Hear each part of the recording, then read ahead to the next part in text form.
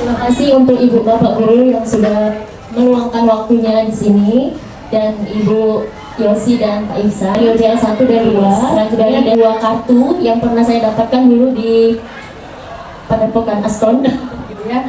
Dari yang pertama, kenali potensi dan kelola emosi. Oke, lanjut. Kita menyanyi lagi boleh Ibu, Bapak? Oke.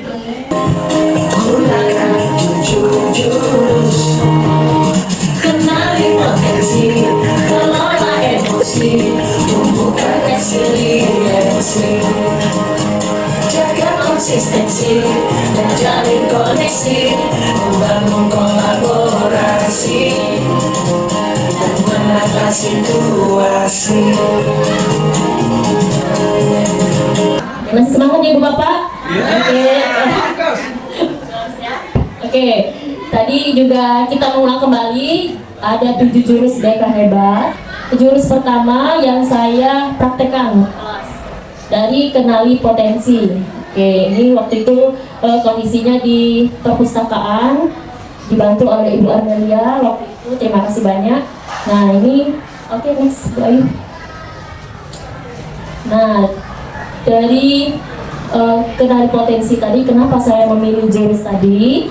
Berdasarkan dari hasil asesmen kebutuhan peserta didik yang pernah saya kasih ke anak kelas 7, ini menunjukkan bahwa dari poin nomor 41, yaitu saya masih kesulitan dalam memahami pelajaran tertentu. Ini dan dari situasi yang tadi tentu ada tantangan. Nah, tantangannya yang pertama, keterbatasan sarana dan literasi digital yang ada di sekolah kita ini, siswa kita, dan hanya terbatas, hanya 16, dan waktu itu karena terbatas, jadi sebelumnya saya di grup seperti itu. Nah di aksi, di aksi ini waktu itu layanannya klasikal, bidangnya pribadi dan belajar dengan langkah-langkah pelaksanaannya ada S-Breaking, Memory Match, tentang gaya belajar. Nah, ini siswa ini lagi menghafal gambar kayak itu, berkaitan dengan gaya belajar waktu itu. Nah, setelah itu dilakukan tes online Aku Pintar. Nah, waktu itu di aksi juga dibekali anak itu kan melakukan tes gaya belajar, menggunakan tes gaya belajar ini yang di atas itu. Nah, sebenarnya ada 3 yang pernah saya sebutkan tadi, yang tentang ada tes kemampuan dan tes penjurusan pria. Tidak saya gunakan karena mengingat waktu, karena keterbatasan waktu tadi. Oke. Itu aplikasinya seperti itu, bisa nanti bisa di share di grup untuk tahu gaya belajar siswa. Ini juga tadi saya berikan juga siswa-siswa yang lain. Oke, seperti itu. Next. Nah, waktu itu juga ada hasilnya, tentu hasil gaya belajar dari anak-anak itu dari kelas 71. Ini visualnya ada 12 orang, 43%, kinestetiknya 13 siswa, 46%, dan auditory 3 siswa, 11%. Artinya mereka ini belum kelas 71 ini tes hasilnya kinestetik. Di mana gaya belajar kinestetik ini, Ibu Bapak, ada ini menggunakan gerakan. Dari itu hasilnya yang sudah dilakukan itu ada perubahan pada murid, yaitu mampu mengenali gaya belajar dominan masing-masing, menyusun strategi belajar efektif berdasarkan karakter pribadi, lebih termotivasi dan percaya diri dalam proses belajar. Terus dampak bagi guru dan sekolah, guru BK dan guru mapel dapat menyesuaikan pendekatan pembelajaran dengan variasi gaya belajar. Next.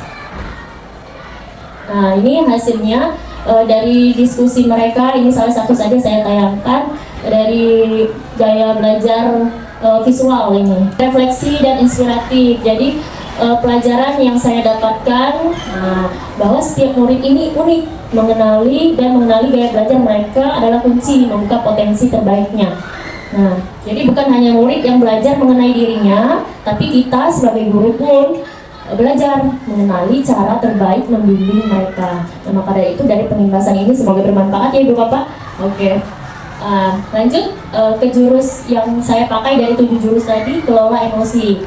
Nah, itu yang saya panahin di angka 7, saya gampang marah tanpa tahu penyebabnya. Nah, siswa berjumlah 17 orang dari kelas 93 ini 3,84% mudah marah tanpa tahu penyebabnya. banyak murid yang mengekspresikan emosi secara impulsif. Makanya selanjutnya ini tantangan yang saya hadapi. Nah, di sini saya tulis bagaimana cara membantu murid mengenali, memahami dan mengelola emosi mereka. Terus bagaimana membuat kegiatan yang menyenangkan, reflektif dan bermakna agar murid ini terlibat aktif. Dan di sini tantangan saya. The action atau aksi. Saya diawali ini aktivitasnya speaking, ada ekspresi emosiku. Nah, di sini mereka mengenali ekspresi dan makna emosi. Waktu itu saya berikan di mana siswa berdiri, terus saya sebutkan emosi marah seperti itu, gimana mereka mengekspresikan emosi marah itu, sedih, terkejut. Nah, itu merupakan bagian dari emosi. Ada kan kita juga, kamu ini emosi. Nah, ketika dipegang, saya ajarkan kayak gini, posisinya kayak gini, berarti kita yang pegang kendali emosinya tadi. Nah, yang ini yang menutup ini adalah, coba ibu bapak boleh dipraktekkan. Nah, yang tangan ini adalah logika kita, akan berpikir kita, yang mengendalikan emosi. Nah, tutup coba. Nah, berarti yang pegang kendali siapa? Nah, di sini ada aksinya, yaitu saya ajarkan peserta didik kita dengan self awareness, yaitu mengenali peta emosi. Terus saya ajarkan juga cara mengendalikan emosi itu dengan mengambil jeda dan memilih tindakan. Nah, tadi rumusnya sudah, terus saya ajarkan tadi tentang mengenali peta emosi, terus saya ajarkan mengambil jeda dan memilih tindakan. Jadi ada dua ini yang berbeda versi. Yang pertama, nah, di sini juga ada LKPD waktu itu yang ini, terus langsung pembuatan coping catcher atau wadah strategi dari bagaimana cara mereka memilih tindakan apa yang sehat. Nah, mereka membuat catcher waktu itu. Terus dilanjutkan ada katarsis, emissions dan afirmasi emosi positif. Dimana katarsis ini mereka berbicara meluapkan emosinya dari catcher. Boleh next ibu?